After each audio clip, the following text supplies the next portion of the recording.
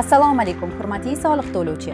Biz sizga ushbu videorolik orqali avtomatlashtirilgan aylanmadan olinadigan soliq hisobotiga o'zgartirish kiritish to'g'risida murojaat interaktiv xizmatidan foydalanish bo'yicha qo'llanmani taqdim etamiz. Mazkur xizmatdan foydalanish uchun my.soliq.uz elektron soliq xizmatlari portalidagi shaxsiy kabinetga so'rovnoma yuboruvchi tomonidan elektron raqamli imzo yordamida kirish lozim. Asosiy oynadan xizmatlar bo'limi tanlanadi va avtomatlashtirilgan aylanmadan olinadigan soliq hisobotiga o'zgartirish kiritish to'g'risida murojaat interaktiv xizmati ochiladi.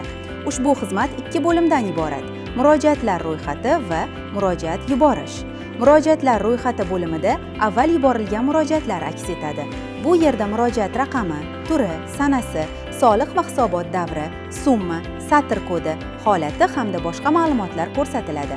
Holati tasdiqlangan bo'lgan murojaatlar hisobotda avtomatik ravishda inobatga olinadi.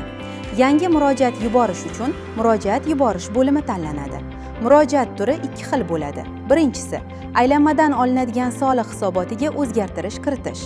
Murojaatning ushbu turi orqali hisobotdagi ma'lumotlarga tuzatish kiritish mumkin.